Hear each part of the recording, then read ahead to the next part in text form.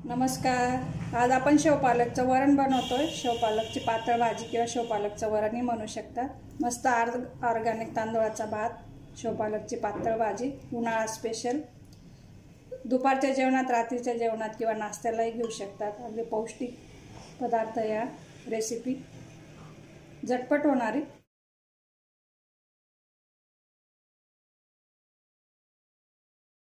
त्याकरता मी गावरानी शेवपालक घेतलेला आहे। शेवपालकच म्हणतात, ते अशीच भाजी मिक्स मिळते। अगदी पानं खुडलेले असतात आणि अशी शोपचे जुड्या एकत्र मिक्स मिळतात। गावरानी पालक असा मिळतो, देशी असतो, त्याला पालकाच्या जुडीला शेपू जोडलेला असतो, 3-4 काड्या, पण तो शेपू नसतो।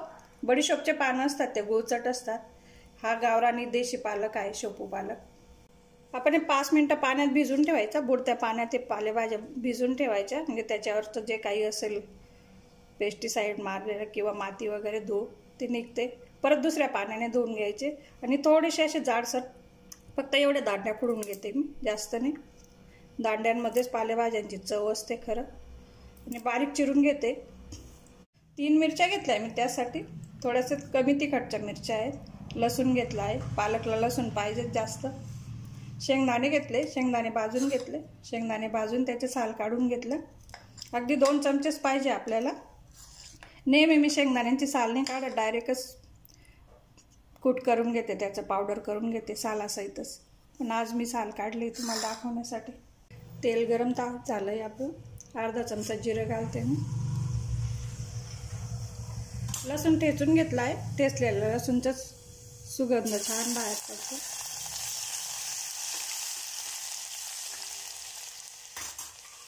मिरची मोठी मोठी कापलेली, कारण आपण ज्यांना तिखट खायचं नसेल किंवा लहान मुलांना द्यायची असेल, आपण ते मिरचीचे तुकडे बाहेरही काढू शकतो। किंवा काही तिखट खवय्ये असतात, तर दाताखाली मिरचीचा तुकडा आला म्हणजे अगदी छान समाधान वाटतं तिखट खाल्ल्याचं। दोघांचा फायदा त्यासाठी मी जाड मोठ्या तुकडे करून घेतले। थोडीशी मिरची अशी शिजली म्हणजे शिजताना तिचा वरचा पापुद्रा पांढरा व्हायला पाहिजे। मिरची शिजली अशी समजायची। आधीच टाकलं तर ती कचकट चव लागते, टचकन लागते ती घासात मिरची। वाटणामध्ये नाही टाकत मी, तीच भाजी तेच साहित्य आपण वेगवेगळ्या तऱ्हेने केलं म्हणजे वेगळी चव येते। म्हणून उन्हाळ्यासाठी तर वाटतंच आपल्याला वेगवेगळं खावंसं असं।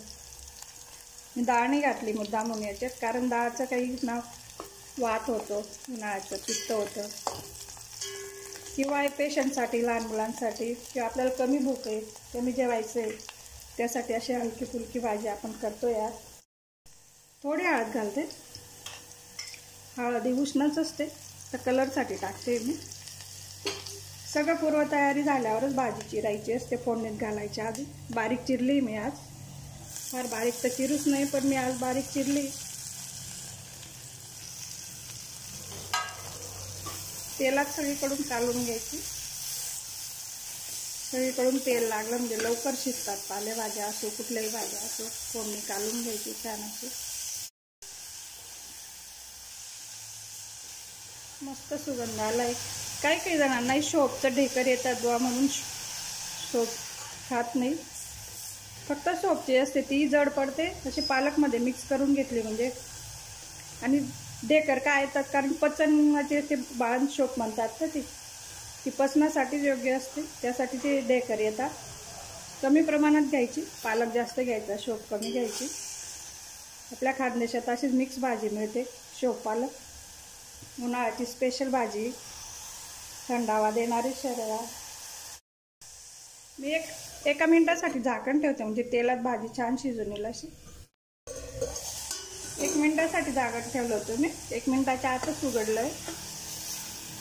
लसणाचा छान असा फोडणीचा वास येतोय।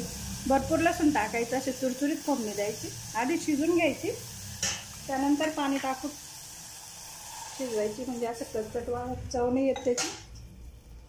पातळ अशी रस्सा भाजीच करणार आहे मी भातावर खाण्यासाठी। शिजून पाणी कमी होईल अजून त्याचं। 2 लोकांसाठी आपल्याला करायची। 150 ग्रॅम पालक शोप होता तो।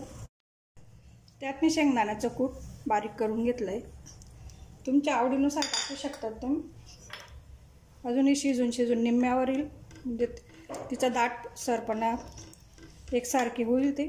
आता जरी पाणी पाणी दिसतंय तुम्हाला तरी. आज पुरवठा नाही टाकला आपण भाजीत. पुरवठा म्हणजे डाळ, त्याला म्हणजे सपोर्ट भाजीला जास्तीचा असं याच्यासाठी पुरवठा असतो तो, किंवा जास्त जण घरात जेवणारे असतील त्यासाठी चव पण वेगळी लागते. तो पुरवठा आज मी घातला नाही. उन्हाळ्याची करायची आपल्याला अगदी साधी हलकी. मीठ घालते मी. कधी पेशंट असतील, लहान मुलं असेल त्यांच्यासाठी, किंवा आपल्याला भूक कमी आहे फक्त भाताबरोबर खायची, 5 ते 7 मिनटं उकळू द्यायची झाकण ठेवून. 10 मिनटं मी अगदी लो हीटवर शिजू दिली. खाली तवा ठेवून द्यायचा, म्हणजे असं छान तेल येतं शेंगदाण्याच्या भाजीला. झाली आपली शेपू पालकची भाजी तयार. अगदी साध्या मोजक्या मसाल्यात. अगदी पूर्ण शेव पालकची चव यायला पाहिजे त्यासाठी मी काहीच मसाले टाकले नाही, फक्त मिरची आणि लसूण वापरला आहे.